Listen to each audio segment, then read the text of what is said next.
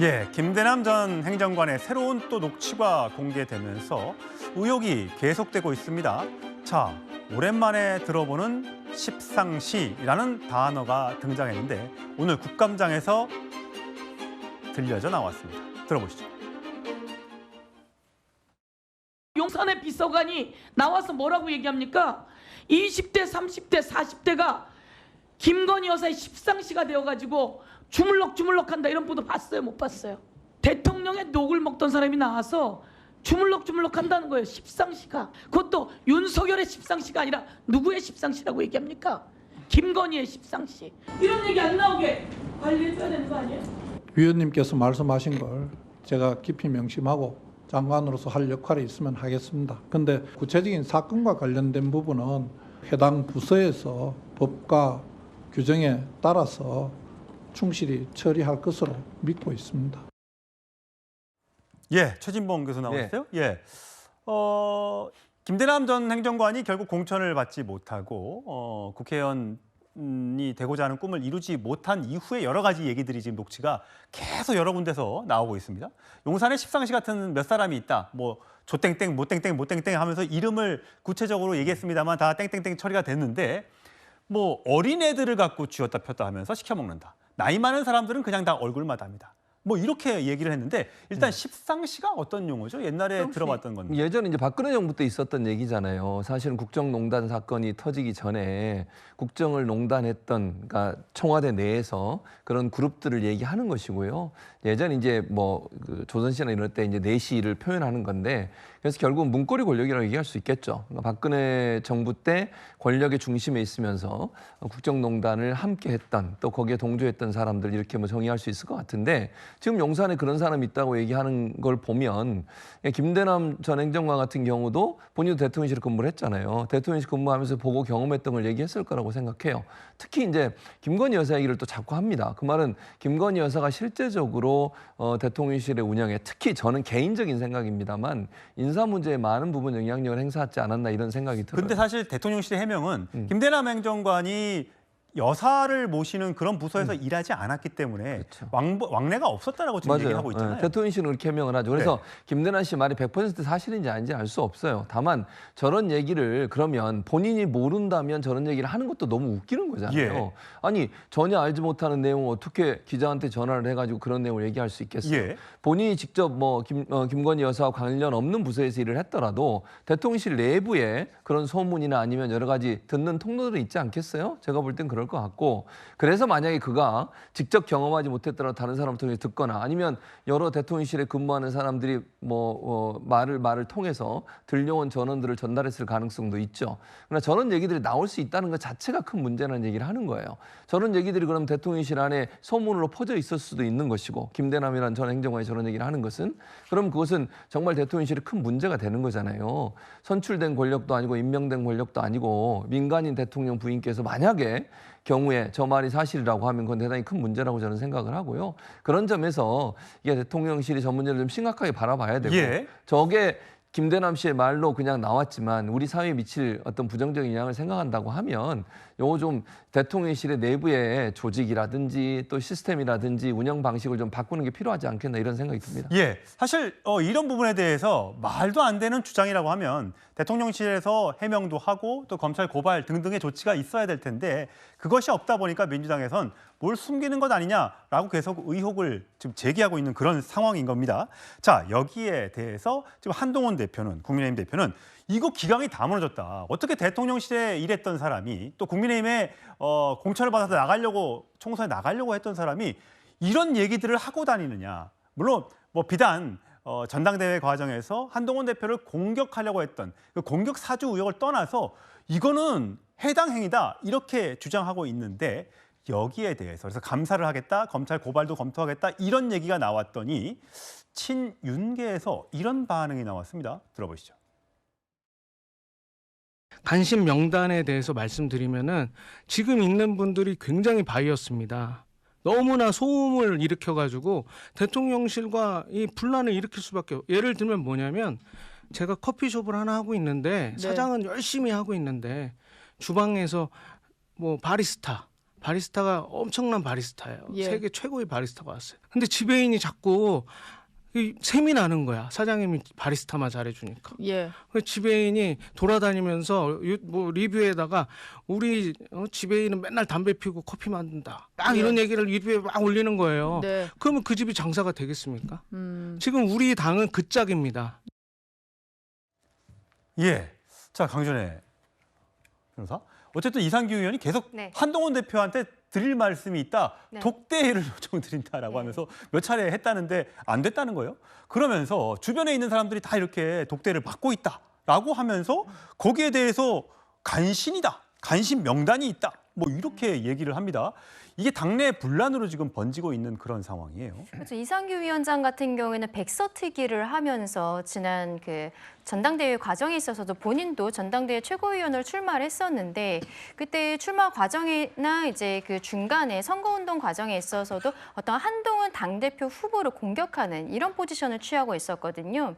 그런데 제가 알기로는 최근에 그 국회 앞에서 국민의힘이 그 한투영과 함께 시위를 했었는데 금투세 폐지와 관련해서 민주당이 압박을 넣기 위해서 그 자리에 한동훈 대표와 이상규 위원장이 함께 있었습니다. 예. 그렇기 때문에 실제로 본인이 보겠다고 했을 때 못 볼 수 있는 사이는 아니에요. 근데 독대라는 것을 본인의 SNS에 계속 올리면서 한동훈 대표 근처에 어떤 간신들이 있고 본인이 뭔가 직언을 해주겠다는 식으로 이야기를 하고 있는데 글쎄요, 꼭 그런 형태의 이야기를 해야 될지는 모르겠습니다. 본인이 함께 이야기를 하겠다면 충분히 이야기할 수 있는 부분이 있다라고 보고요. 지금 이상규 위원장도 이러한 상황에 좀 참전을 해서 한동훈 위원장이 지금 김대남 씨에 대해서 어떤 뭐 고발 조치라든지 당내 감사라든지 예. 이런 것들에 대해서 지금 검토를 하고 당내 감사는 이제 진행이 되는 예. 것으로 결정되지 않았습니까? 윤리위원회도 이미 꾸려져 있는 상황이고요. 여기에 대해서 본인이 계속적으로 이야기를 하려는 것으로 보이는데 이상규 위원장의 저런 좀 포지션이라든지 멘션이 저는 오히려 당내 분란을 더 크게 만들고 있는 것이 아닌가라는 생각이 듭니다. 예. 국민의힘 내부가 시끌시끌합니다. 김대남 씨의 여러 가지 발언 등으로 인해서요. 자, 친한계 얼마 전에 주말에는 한동훈 대표와 원내 의원들이 한 20명이 모여서 만찬을 했고요. 어제는 또 원외 당협위원장들과 오찬을 한동훈 대표가 했습니다. 여러 가지 이야기를 나눴다고 합니다. 자, 김 여사 사과가 필요하다라는 얘기는 계속해서 나왔던 겁니다. 하지만 이제는 사과가 좀 늦었기 때문에 그것만으로는 부족하다라는 얘기가 친한계 의원들 또 친한계에서 나오고 있는 것 같습니다. 목소리로 확인하시죠. 그러니까 그동안에 이 조사가 미뤄지던 것을 영부인께서 결단하셔서 직접 대면 조사가 이루어졌잖아요. 검찰이 수사 방식을 정하는 데 있어서 더 국민의 눈높이를 고려했어야 한다고 저는 생각합니다. 이전과 조금 다른 점이 있다면 이제 고민을 넘어서 액션해야 될 요 순간이 가까워지고 있다. 지금 변수가요. 도이치모터스 이게 굉장히 큰 변수가 될 것 같습니다. 검찰이 김건희 여사 기소를 하면은 오히려 당의 부담이 줄어든다. 왜냐하면 그 이후 야당은 또 김건희 여사 특검법을 발의할 거 아닙니까? 예. 근데 방어할 수 있는 명분과 논리가 생긴다. 검찰이 재판에 넘겨서 기소까지 했는데 무슨 또 특검을 하자고 그러냐. 검찰이 불기소 처분을 하게 되면 오히려 야당이 거 봐라. 명품백도 봐주기소, 불기소. 도이치모터스도 불기소. 그러니까 특검이 필요한 거 아니냐 하면은 이 특검법에서 방어하기가 조금 더 어려워진다 하는 게 공통된 의견이에요. 자, 김직전 대변인, 지금 친한계에서는 이게 어떤 폭탄이 떨어질지 몰라서 불안하다. 사과가 늦었기 때문에 그 이상의 조치가 필요하다 하면서 등등의 이야기로 나오고 있는 것이 김 여사의 어떤 행보에 대해서 좀 자제해야 된다. 뭐 그런 얘기들도 나오고 있고요. 뭐 물론 익명으로 전해지고 있습니다만. 근데 지금 검찰에서 이 도이치모터스 주가 조작 의혹과 관련해서 이걸 기소할지 아니면 불기소할지 이게 결정이 아직 안 됐습니다. 빠르면 이번 주에 나올 수도 있다고 하고 늦으면 다음 주가 될 수 있는데 이번 주 같은 경우는 사실 윤 대통령 부부가 해외 순방 중이기 때문에 이번 주 안에 어떤 결과가 나오는지에 따라서 굉장히 또 이게 파장이 만만치 않을 것 같은데 아까 신지호 조직부총장 같은 경우는 만약에 이 부분을 그냥 불기소로 넘어갈 경우에는 야당이 가만 안 있을 거다라고 하면서 저 얘기는 그러면 한동훈계에서 무슨 특검법을 제3자 특검법 같은 거를 만들어서 오히려 먼저 선제안할 수도 있다. 이런 뜻입니까?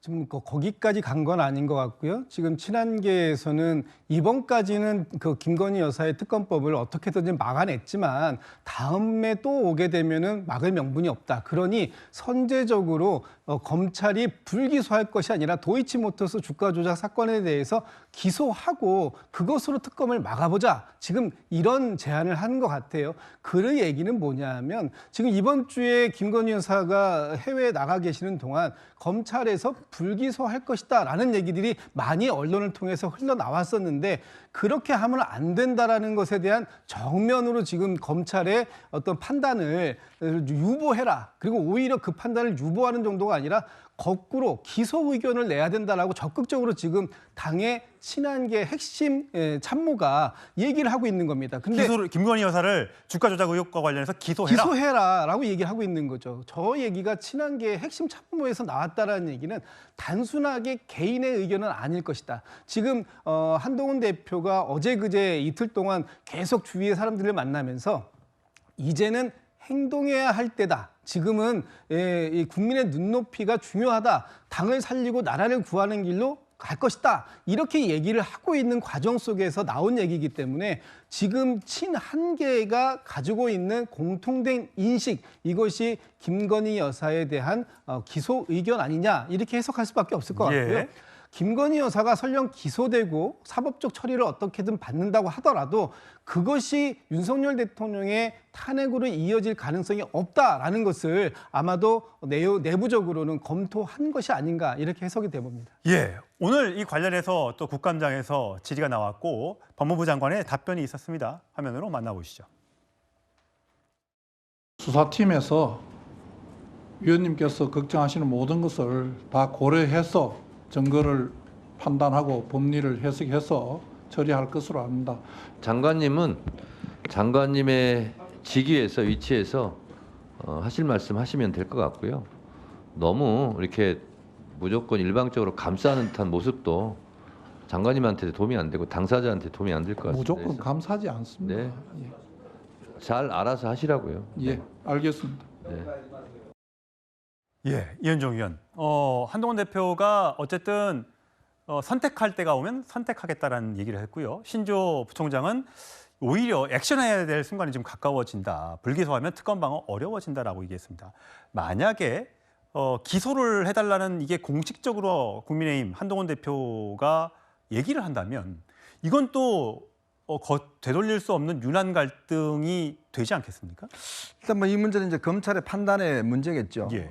그렇지만 아마 정치적으로 보자면 사실 김건희 여사 문제가 벌써 지금 한 거의 1년 가까이 사실은 여권의 발목을 계속 잡고 있지 않습니까?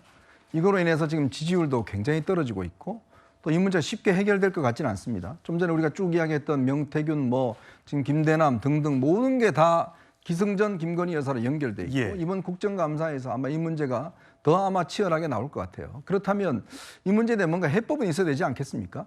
근데 지금 대통령실은 그냥 버티고 가겠다는 뜻이 같아요. 사과도 안 하겠다는 뜻이 같고. 그러면 이 악화되는 여론들을 그냥 여당은 지켜만 보고 있어야 될 것인지. 물론 지금 대통령실은 우리 불법한 거 없다라고 이야기를 하지만 그러나 여러 가지 지금 발언이나 등등에서 보면 국민 정서를 굉장히 장악하는 이야기들이 많이 나오고 있습니다. 자, 그렇기 때문에 지금 이제 단순한 사과 문제가 아니라 정말 김건희 여사가 앞으로 예를 들어서 영부인으로서의 활동 이걸 줄이겠다든지 안 하겠다든지 이런 식의 좀 더 특단의 대책이 필요한 거 아니냐. 자, 그리고 이제 이 수사 문제 같은 경우도 지금 일단 이 도이치모터스 같은 경우는 사실은 이 항소심에서 다른 공범들이 무죄가 나왔으면 사실 이 문제는 좀 깔끔하게 끝날 수 있는 문제예요. 예. 근데 거기에 전주라는 그 다른 손모 씨라는 사람이 유죄가 나왔거든요. 예. 그런 면에서 물론 세세하게는 좀 다르다고 하지만 국민 정서상 같은 어떤 면에서 보면 전주 입장에서 보면 김건희 여사를 불기소한다는 게 과연 형평성에 맞을 것인가에 대한 국민적 설득이 과연 되겠느냐라는 문제거든요. 이제 그런 문제이기 때문에 지금 당에서 요구하는 것은 그렇다면 빨리 대통령실에서 선제적으로 뭔가 김건희 여사가 그렇게 오래전부터 한다던 제2부속실은 아직까지 답이 없습니다. 특별관찰관 아직까지 답이 없어요. 그럼 뭐라도 해야 된다는 거거든요. 예. 무조건 버틴다고만 해서는 일이 해결될 문제는 아니다. 저는 그런 차원에서 뭔가 선제적인 어떤 행동을 촉구하는 그런 차원의 이야기라고 저는 해석을 하고 싶습니다. 예. 자, 검찰이 어떤 결정을 내려서 발표를 하게 될지 굉장히 관심이 가는 대목입니다.